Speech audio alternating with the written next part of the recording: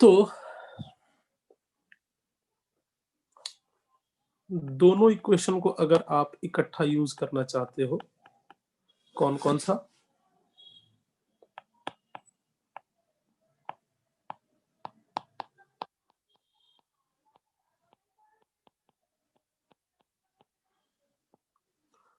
Torque equation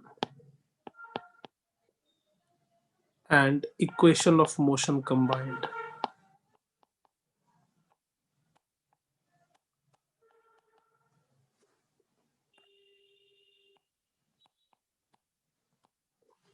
ठीक है ना? टॉर्क की इक्वेशन भी हो और इक्वेशन ऑफ मोशन भी हो, और दोनों को अगर हम इकट्ठा यूज करना चाहें तो इस तरह की इक्वेशन को हम कैसे यूज करेंगे? ठीक है।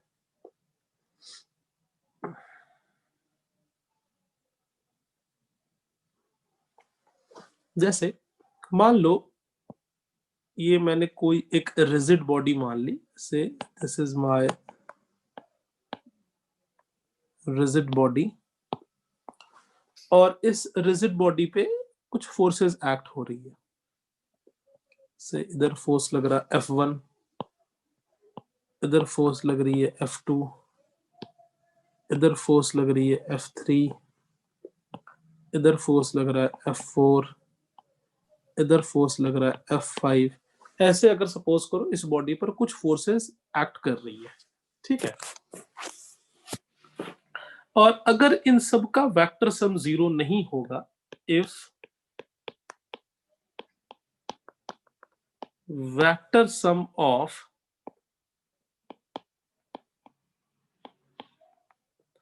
all the forces acting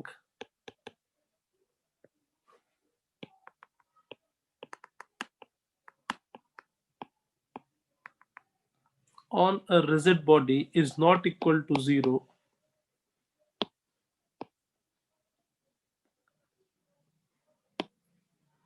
is not equal to zero, then the center of mass will have linear acceleration. मान लो इस पॉइंट पे बॉडी का सेंटर ऑफ मास है, तो then the centre of mass will have linear acceleration. तो इस case में body के सेंटर ऑफ मास का एक्सेलरेशन कैसा होगा? लीनियर। अभी हम लीनियर की बात कर रहे थे, ठीक है, okay. And if vector sum of all the torque about the center of mass is not equal to zero, then body rotate about its center of mass. ठीक है, तो ये पहले हमने लीनियर के लिए बात कर ली। किसी बॉडी पर इतनी सारी फोर्सेस लग रही है, और इतनी सारी फोर्सेस लगने के बाद बॉडी पे नेट फोर्स की वैल्यू जीरो होगी, तो हम कहेंगे बॉडी के सेंटर ऑफ मास की लीनियर एक्सेलरेशन होगी। और वो क्या लिखेंगे? उसकी इक्वेशन होगी force net is equal to mass into acceleration. तो इसी चीज को तुम मैथमेटिकली कैसे लिख सकते हो? That is force net is not equal to zero,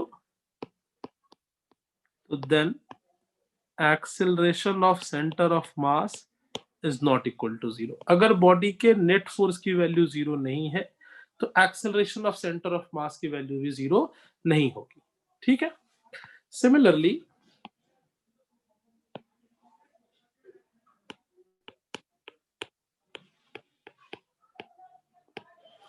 if the vector sum of all the torques about the center of mass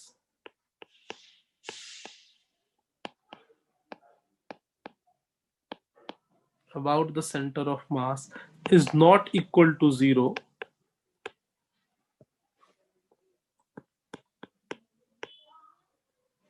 ठीक है, then body rotate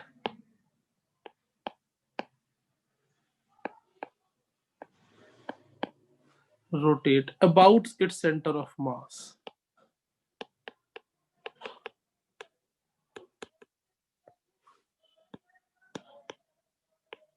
है ना? Then the body rotate about its center of mass.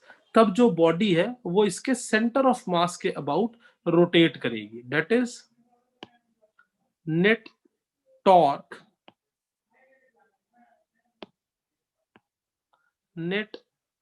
about center of mass is not equal to 0, then acceleration is not equal to 0. ठीक है, बात समझ में आ रही है? तो ये है, अगर किसी बॉडी पर, ये हमने पूरी बात सीखी कि अगर किसी बॉडी पे नेट फोर्स की वैल्यू 0 नहीं होगी तो net force is equal to mass into acceleration की इक्वेशन बनेगी about the centre of mass. Similarly किसी बॉडी पर नेट टॉर्क की वैल्यू 0 नहीं होगी तो वो अपने सेंटर ऑफ मास के अबाउट बॉडी रोटेट कर रहा होगा.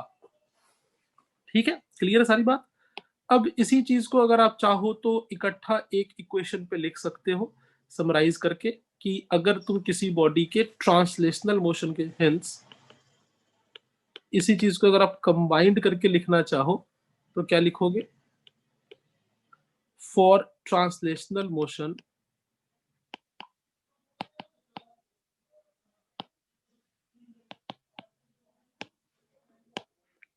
Net force along x axis is equal to mass into acceleration. बोलो बेटा, सिखाया है ये मैंने.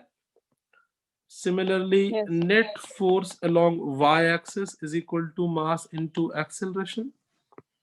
अब तुमने दोनों चीजें एक साथ लिखनी है. अब किसी इक्वेशन के लिए आपने ट्रांसलेशनल की बात भी लिखनी है और रोटेशनल की बात भी लिखनी है. For translational motion net force is equal to mass into acceleration along x-axis, y-axis and z-axis. Similarly, for rotational motion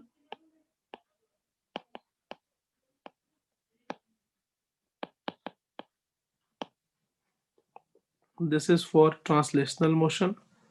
For rotational motion, summation of net torque about center of mass is equal to moment of inertia about center of mass into alpha. तो ये अब equation आपने किसी भी numerical को solve करने के लिए लिखना है. मैं आपको इस पे अब न्यूमेरिकल्स करके दिखाता हूं. मैंने काफी थियोरेटिकल बात की है.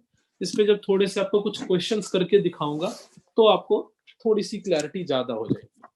तो पहले मैं कोई बहुत ही आसान सिंपल सा क्वेश्चन लेता हूं जिसमें कोई एक बॉडी ट्रांसलेशनल और रोटेशनल मोशन को मेंटेन कर रही हो. तो उसके लिए पहले हम सॉल्व करेंगे और वहां पे इक्वेशन आपने कैसे बनानी है वो सीखो. एक बात अब आपने याद रखना है कि जब भी किसी भी बॉडी के हम अब इक्विलिब्रियम की बात करेंगे तो वो इक्विलिब्रियम दोनों तरह की इक्विलिब्रियम की बात होगी.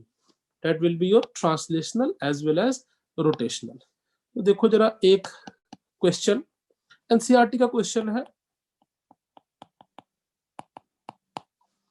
कहता है a metal bar 70 centimeter long and 4 kg in mass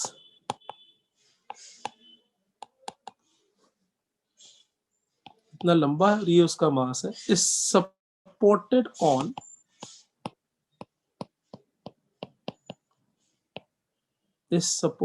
on two knife. थोड़ा साफ लिख देता हूं.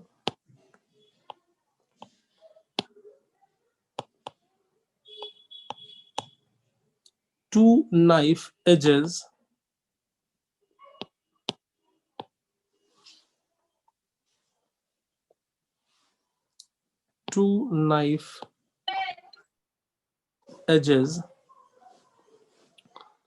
placed 10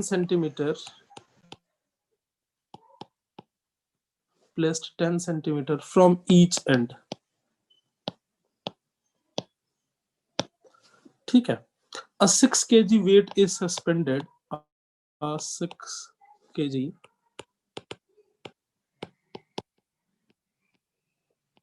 weight is suspended at 30 centimeter from one end.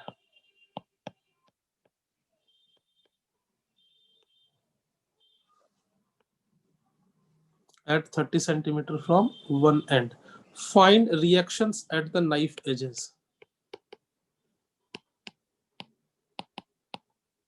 Find reactions at the knife edges. Reaction मतलब नॉर्मल रिएक्शन, नॉर्मल रिएक्शन सबको पता है ना बेटा, एट द नाइफ एजेस। तो ये है अपने पास क्वेश्चन।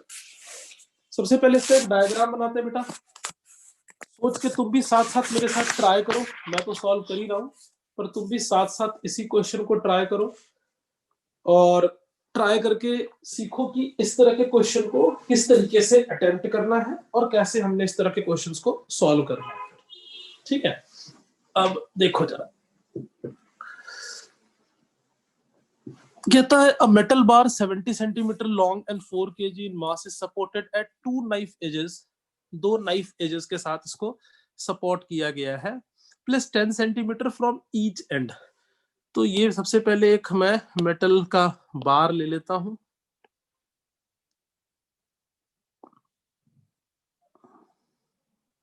ये एक मेटल का बार है यार, और ये अपने एंड से रखा हुआ है इस तरीके से। अब क्या होगा, एक एंड इसका यहां रखा है और एक एंड इसका यहां रखा है, ठीक है। Say this rod is A B, और ये डिस्टेंस कितना है अपने पास, तो 10 सेंटीमीटर। तो यहां से यहां तक का डिस्टेंस अपने पास कितना है, 10 सेंटीमीटर, और यहां से यहां तक का डिस्टेंस भी अपने पास कितना है, 10 सेंटीमीटर, ठीक है।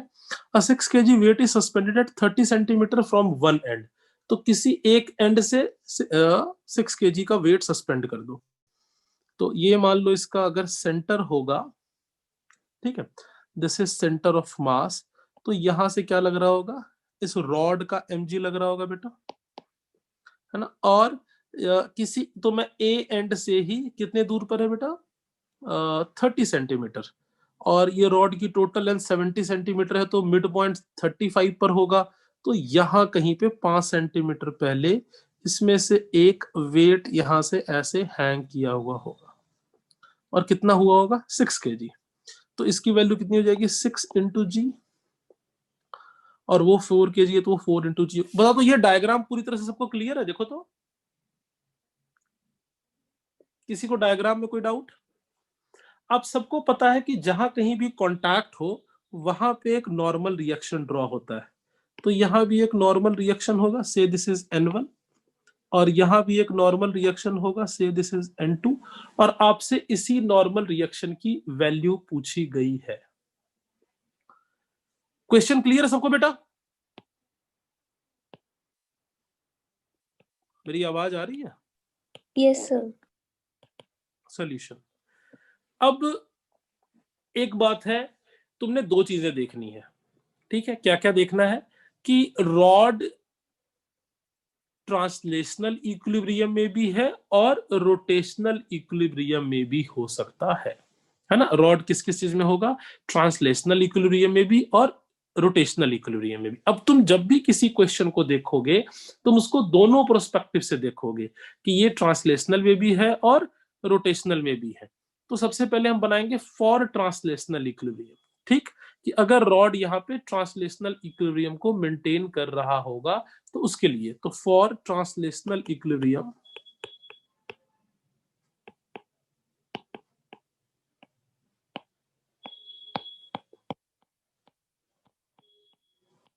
तो ट्रांसलेशनल इक्विलिब्रियम का मतलब क्या होगा बेटा, जितनी फोर्स ऊपर लग रही है उतनी फोर्स नीचे लगेगी। ऊपर कितनी फोर्स लग रही है बेटा, N1 plus N2 is equal to, नीचे कितनी लग रही है, दो फोर्सेस, एक 6G और दूसरा mg में यहाँ मास ऑफ रॉड कितना है 4 kg, तो प्लस 4G। देखो तो पहली इक्वेशन सबको क्लियर है, ये तो हमने न्यूटन्स लॉज ऑफ मोशन में सीखा हुआ है। ऊपर वाली फोर्स इज इक्वल टू नीचे वाली फोर्स, या फिर net force is equal to 0 लिख लेते, जैसे मर्जी कर सकते हो, ठीक है। बोलो बेटा। Yes sir. ठीक, अब हम बात करेंगे रोटेशनल इक्विलिब्रियम की, ये लिखना सीखना, ये धीरे धीरे जितने क्वेश्चंस कराऊंगा आप उतना इसको लिखना सीख जाओगे। तो for rotational equilibrium of rod,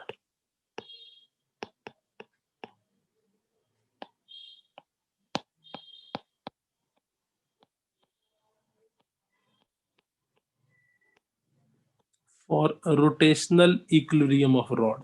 अब रोटेशनल इक्विलिब्रियम का मतलब क्या होगा कि जो इसने मोमेंट लिखना है, क्लॉकवाइज मोमेंट और एंटी क्लॉकवाइज मोमेंट, वो दोनों एक दूसरे के इक्वल होगा। अब तुम बोलोगे सर इसका कहने का क्या मतलब है? देखो, रोटेशनल इक्विलिब्रियम का मतलब होता है कि ये वाली जो फोर्स है वो रॉड को ऐसे रोटेट करना चाहेगा, समझ रहे हो? ये वाली जो फोर्स है सिमिलरली रॉड को ऐसे रोटेट करना चाहेगा। अगर ये बाकी फोर्सेस नहीं होता, केवल ये फोर्स लग रहा होता, तो ये रॉड ऊपर की तरफ रोटेट करता है। ये देखो, अगर ये बाकी फोर्सेस नहीं होता, ये सारे फोर्सेस अगर नहीं होता, तो ये अकेला फोर्स होता, तो ये रॉड को ऐसे लेके जाना चाहता।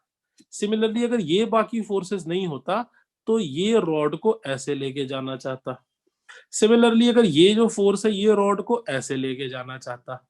तो इसमें हमने देखना है कि तुम चाहो तो किसी को पॉजिटिव मान लो, किसी को नेगेटिव मान लो।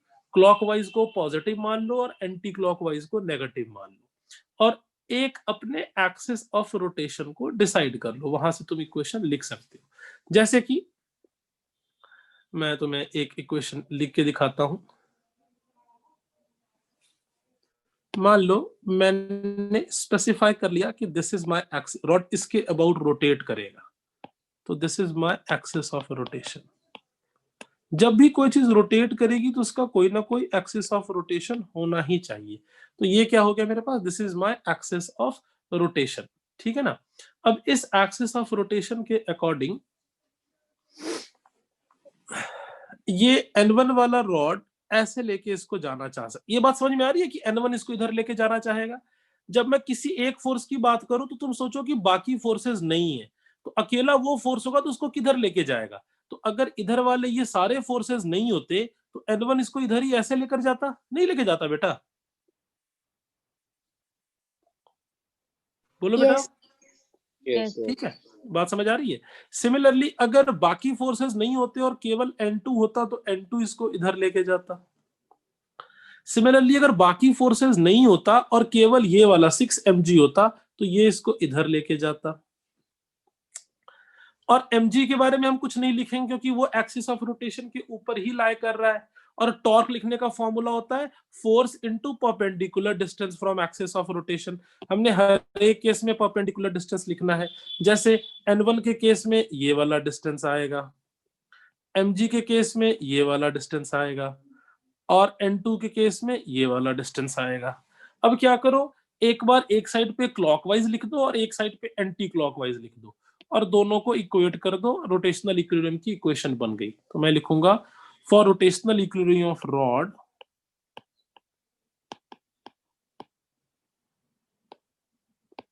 Clockwise moment is equal to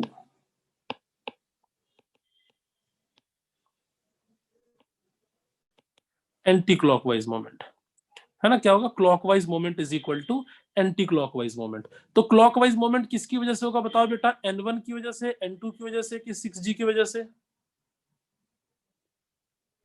N1 N1 साफ साफ दिख रहा है, तो लिख दो भाई क्लॉकवाइज में क्या लिखोगे? N1 force into perpendicular distance from axis of rotation. तो मान लो पॉइंट्स के नाम रख लेता हूं मैं कुछ भी, या ये पॉइंट्स की वैल्यू भी तुम बाद में निकाल ले सकते हो। पहले मैं यहाँ पॉइंट्स के कुछ ना कुछ नाम रख देता हूँ, उससे बाद में तुम उनको सॉल्व कर लोगे। से this point is my O, ये A, ये B था, this is E, this is F, this is G। तो N1 इंटू क्या वैल्यू होगी बेटा, जल्दी से बताओ? OE, यही परपेंडिकुलर डिस्टेंस है बेटा, is equal to anti clockwise में क्या लिखेंगे बताओ बेटा? एंटी क्लॉकवाइज में कितना होगा? 2 होगा into OF 6G into OG plus दूसरा क्या होगा बताओ? N2 into OF। बोलो ठीक है? Yes, sir. क्या OE, OG और OF की वैल्यूज कैलकुलेट नहीं कर सकते हो? कर सकते हैं। क्या होगा OE की वैल्यू? देखो भाई, ये बिल्कुल मिड पॉइंट पे, तो ये पूरी लेंथ 35 है, तो ये लेंथ कितनी हो जाएगी? 25 सेंटीमीटर, है ना? तो डायग्राम देख के यहाँ जहाँ साइड में लिख दो, ओ ई इज इक्वल टू कितना होगा बताओ जल्दी से, 25 सेंटीमीटर होगा। ओ जी इज इक्वल टू कितना होगा, 5 सेंटीमीटर होगा। Yes, sir. एंड फिर ओ एफ की वैल्यू कितनी होगी बेटा बताओ, 25 सेंटीमीटर होगा। सबको मीटर में कन्वर्ट करके यहाँ पे लिख दो, सबको मीटर में कन्वर्ट कर दो, तो क्या हो गया, N1 इंटू ओ ई की value 0.25 is equal to 6 into 9.8 into O G की वैल्यू 0.05 प्लस N2 की value N2 into O F की वैल्यू कितनी होगी 0.25। तो ये बन गई मेरे पास इक्वेशन नंबर 2। दो इक्वेशन है, दो अननोन है, N1 और N2। जल्दी से सॉल्व करके मुझे आंसर बता दो N1 और N2 की क्या वैल्यू होगी। और किसी को क्वेश्चन समझ में नहीं आया तो मेरे से पूछ लो, ये रहा तुम्हारे पास एक बार सारा क्वेश्चन और ये सारा स्टेप। ये सबसे आसान और सबसे बेसिक क्वेश्चन एक मैंने आपको कराया। ये रॉड रखा था, आपसे N1 N2 की वैल्यू पूछी थी। कोई बच्चा कह सकता है sir N1 N2 is equal to 6G plus 4G से आंसर आ जाएगा। नहीं आएगा बेटा, इसमें N1 और N2 दोनों अननोन है और मेरे को केवल 10G पता है, तो N1 प्लस N2 की वैल्यू आएगी। अकेले N1 की वैल्यू यहाँ पर मुझे नहीं मिल सकती। आप सबको मैंने सिखाया हुआ है फिजिक्स का एक रूल, वो क्या है, number of equation should be equal to number of unknown. यहाँ पे दो अननोन है तो एटलीस्ट दो इक्वेशन होनी चाहिए। यहाँ पे दो अननोन है तो एटलीस्ट दो इक्वेशन होनी चाहिए। तो इसीलिए हमने यहाँ पर दो इक्वेशंस बना दी। और दूसरी इक्वेशन किसके लिए बनाई, फॉर रोटेशनल इक्विलिब्रियम। उसमें clockwise is equal to anti moment लिख लो या टॉर्क लिख लो, clockwise torque is equal to anti clockwise torque. Rotate करने के लिए टॉर्क चाहिए होता है। टॉर्क का फॉर्मूला क्या होता है, force into perpendicular distance from axis of rotation. बताओ यार ये N1 N2 की वैल्यू क्या आ रही है, सॉल्व करो तब तक मैं नेक्स्ट क्वेश्चन लिखता हूं। किसी को डाउट हो तो पूछ लो बेटा।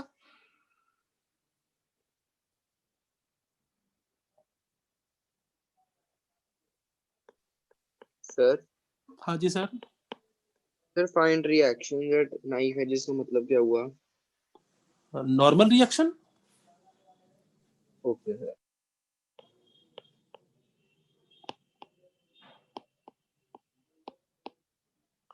A non-uniform bar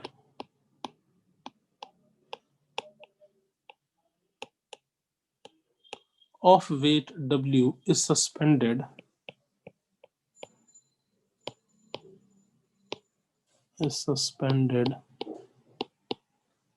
at rest by two strings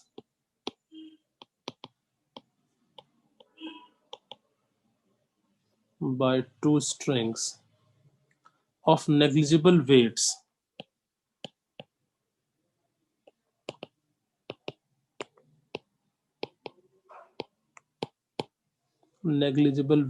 as shown in figure.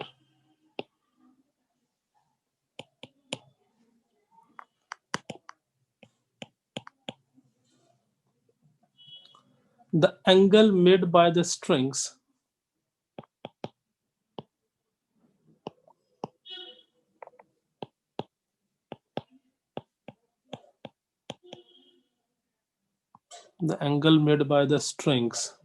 with vertical R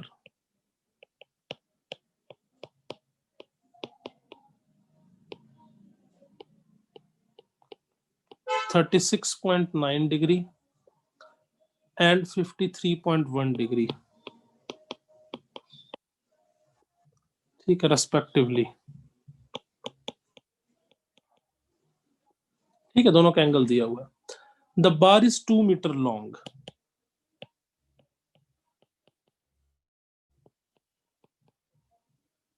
The bar is 2 meter long. Calculate the distance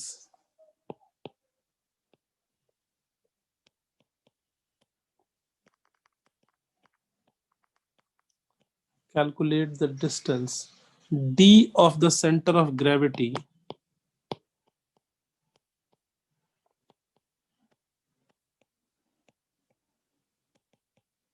centre of gravity का मतलब सेंटर ऑफ मास ही है ना, ऑफ द बार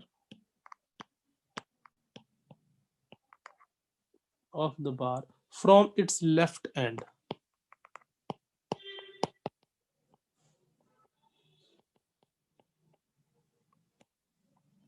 एक non uniform बार जिसका wait W है is suspended at rest by two strings of negligible mass weight as shown in figure. The angle made by the strings with vertical are this and this.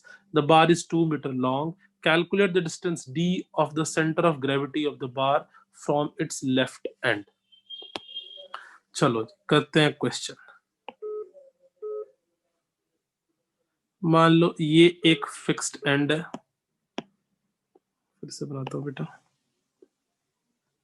ये इधर एक fixed and है और यहाँ एक दूसरा fixed and है और यहां से सस्पेंड किया गया है किसी एक रॉड को। This is the rod which is being suspended over it. ठीक है ना, इस रॉड को सस्पेंड किया गया है और इसकी लेंथ है 2 मीटर। ठीक, और यहां से कोई एक इस तरह से है ना, क्या हुआ, non uniform bar of weight W suspended at rest from two strings of negligible weight as shown in the figure. The angle made by the string with the vertical are, तो एक एंगल कितना बना रहा है वो 36.9 degree और दूसरा angle बना रहा है 53.1 degree. bar is 2 meter long. Calculate distance D of the center of gravity of bar from its left end. तो यहाँ पे कहीं सेंटर ऑफ ग्रेविटी है इसका। ऐसा क्यों है? क्योंकि जो रॉड की शेप है ना वो नॉन यूनिफॉर्म है। Rod is not uniformed shape, ऐसा कुछ होगा रॉड। तो अगर रॉड नॉन यूनिफॉर्म शेप का होगा तो इसका सेंटर ऑफ मास ऑब्वियसली इसके बीच में लाई नहीं करेगा। सेंटर ऑफ मास तो मिड पॉइंट पे तभी लाई करता है अगर वो यूनिफॉर्म शेप का हो। तो क्वेश्चन में बोला हुआ नॉन यूनिफॉर्म शेप का है और ये डिस्टेंस जो है वो D है and you have to find the value of this value, this D value you have to find. बोलो तो बेटा क्वेश्चन क्लियर है पूरी तरह से? क्वेश्चन के कोई स्टेटमेंट पढ़ो सारा का सारा। मैंने देखो रॉड ऐसा क्यों बनाया, क्योंकि इसने बोला हुआ है क्वेश्चन में कि a non uniform bar of uniform weight W, तो इसका मतलब इसका वेट यहाँ पे W होगा, वेट W है ना, is suspended at rest by two strings of negligible weights as shown in the figure. The angle made by the strings with the vertical are 36.9 and 53.1. 36.9 and 53.1 angle बना respectively. The bar is 2 meter long. The total length of the bar is 2 meter. Calculate the distance D of the center of gravity of bar from its left end. तो left and से ये value D हमने solve करके निकालनी है कि कितनी होगी इसकी वैल्यू। क्वेश्चन क्लियर है बेटा? Yes, sir. ठीक है, अब सॉल्व करने के लिए, तो सॉल्व करने के लिए क्या करेंगे, सबसे पहले हमने बॉडी पे सारे फोर्सेस को दिखाना है। पहले मैं एक बार डायग्राम दोबारा नीचे बना देता हूं ताकि क्वेश्चन का डायग्राम खराब ना हो। तो ये डायग्राम मैंने दोबारा यहां बना दिया। अब इसके ऊपर मैं सबसे पहले सारे फोर्सेस को इंडिकेट कर देता हूं। तो क्या क्या फोर्स लग रही होगी, इस साइड पे क्या लग रहा होगा बेटा, टेंशन T1, और इधर क्या लग रहा होगा बेटा, टेंशन T2। ठीक है ना? अच्छा जी, नीचे तो लगी रहा वेट फोर्स, W की वैल्यू है, और ये डिस्टेंस अगर अपने पास D है तो बचा हुआ डिस्टेंस कितना हो जाएगा, आप सबको पता है, this distance will be 2 - D। ठीक है, क्लियर बात? अब T के कंपोनेंट्स ब्रेक कर लो, T का एक कंपोनेंट इधर आ जाएगा और दूसरा कंपोनेंट इधर आ जाएगा। सिमिलरली T2 का भी एक कंपोनेंट इधर आ जाएगा और दूसरा कंपोनेंट इधर आ जाएगा। ये एंगल इस एंगल के इक्वल होगा और ये एंगल इस एंगल के लिए इक्वल होगा। तो इन कंपोनेंट्स की वैल्यू क्या होगी बेटा, ऊपर आ जाएगा। ये इसको अगर θ1 मान लो, बाद में लिख लेंगे वैल्यू, इसको θ2 मान लो, तो ये एंगल θ1 हो जाएगा और इधर का एंगल θ2 हो जाएगा, and this will be T1 cos θ1 and this will be T1 sin θ1। Similarly ऊपर क्या हो जाएगा T2 cos θ2 और नीचे क्या हो जाएगा T2 sin θ2। देखो पूरी तरह से डायग्राम क्लियर है। फोर्सेस बना के कंपोनेंट्स हमने ब्रेक कर दिए। अब फिर से पहले for translational equilibrium,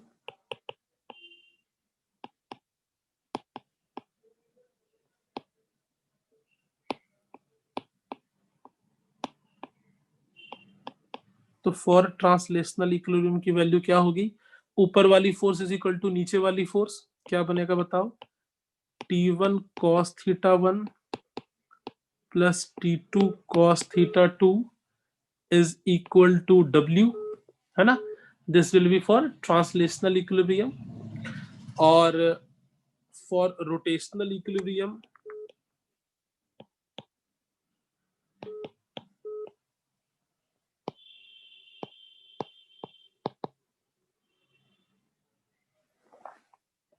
for rotational equilibrium की अगर हम बात करें तो रोटेशनल इक्विलिब्रियम में फिर हमें क्या देखना पड़ेगा बेटा, एक्सिस ऑफ रोटेशन, ठीक है। तो से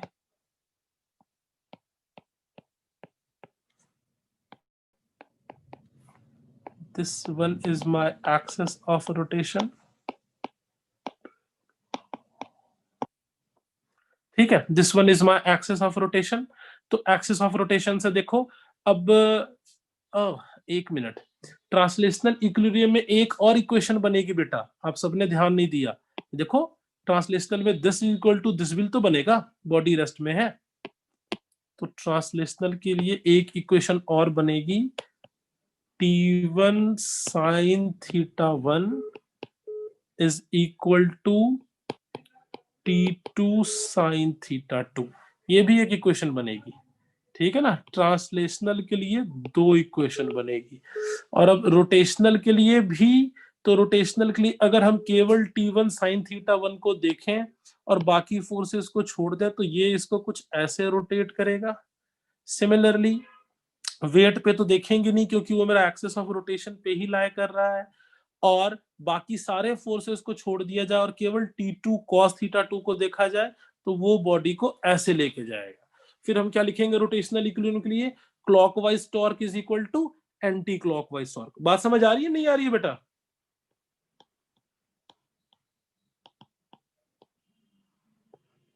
clockwise torque is equal to anti clockwise torque. बताओ बेटा क्लॉकवाइज टॉर्क कौन देगा, T1 cos θ1 देगा या T2 cos θ2 देगा? जल्दी बोलो। T1 cos θ1। और टॉर्क की वैल्यू क्या हो जाएगी जल्दी से बताओ,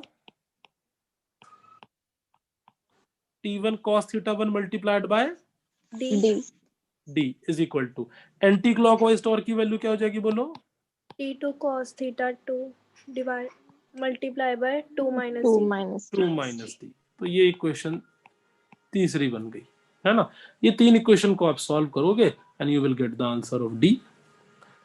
देखो समझ में आई पूरी बात? क्वेश्चन देख लो शुरू से सारा, ये है आपके पास क्वेश्चन, यही क्वेश्चन है। स्टेटमेंट देखना चाहो वो भी देख लो, ये क्वेश्चन है। समझ में आ रहा है कि कैसे हम लीनियर इक्विलिब्रियम और रोटेशनल इक्विलिब्रियम दोनों को ही सॉल्व कर रहे हैं, किस तरीके से हम दोनों को कोरिलेट करने की कोशिश कर रहे हैं। सर वो घूमेगा कैसे, वो नहीं समझ आया। अगर तुम बाकी फोर्सेस को हटा दो, यहाँ पे मान लो कि और कोई फोर्स नहीं लग रही है इस बॉडी पर, केवल इधर पे फोर्स लग रही है, तो ये वाला रॉड ऐसे नीचे की तरफ जाना शुरू करेगा और ये चीज ऊपर लेके जाएगी ये फोर्सेस को। जब तुम्हें उस फोर्स की वजह से टॉर्क देखना हो तो तुम बाकी फोर्सेस को इग्नोर कर दो। अगर तुम बाकी को इग्नोर कर दोगे तो वो फोर्स उसको अपनी तरफ अपनी डायरेक्शन में लेके जाना शुरू कर देगा। जैसे जब मैं T1 cos θ1 की बात कर रहा हूं तो मैंने बाकी सारे फोर्सेस को हटा दिया, तो ये रहा एक्सिस ऑफ रोटेशन। अगर ये बॉडी रोटेट करना चाहेगी, अगर ये वाली चीज रोटेट करना चाहेगी तो ये ऐसे रोटेट करेगी, क्योंकि और तो कोई फोर्स है नहीं, ये इसको ऐसे लेके जाना चाहेगा। ये थोड़ी और क्वेश्चंस की प्रैक्टिस करोगे तो इसकी भी क्लैरिटी हो जाएगी। इसमें सारे अननोन की वैल्यू पुट करोगे, सॉल्व करोगे and you will get your answer.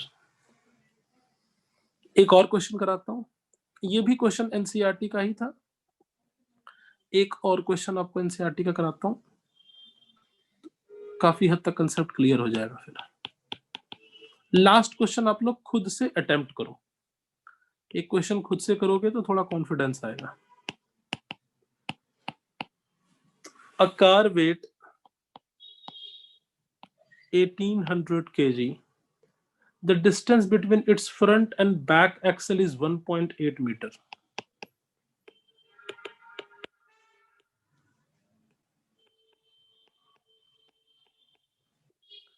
Front and back axle समझते हो ना, कार के जो फ्रंट में और बैक में एक्सल होता है।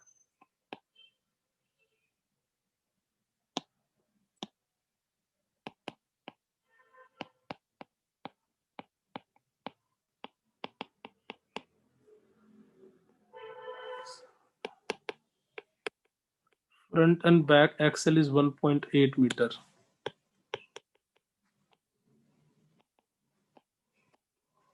Its center of gravity is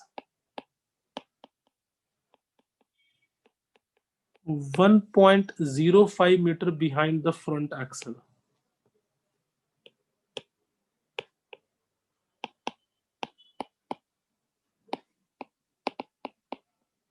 ठीक है। Determine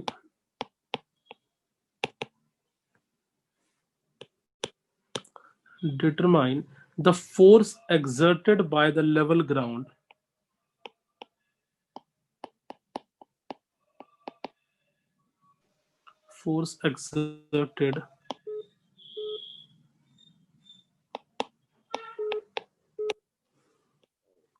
by the level ground on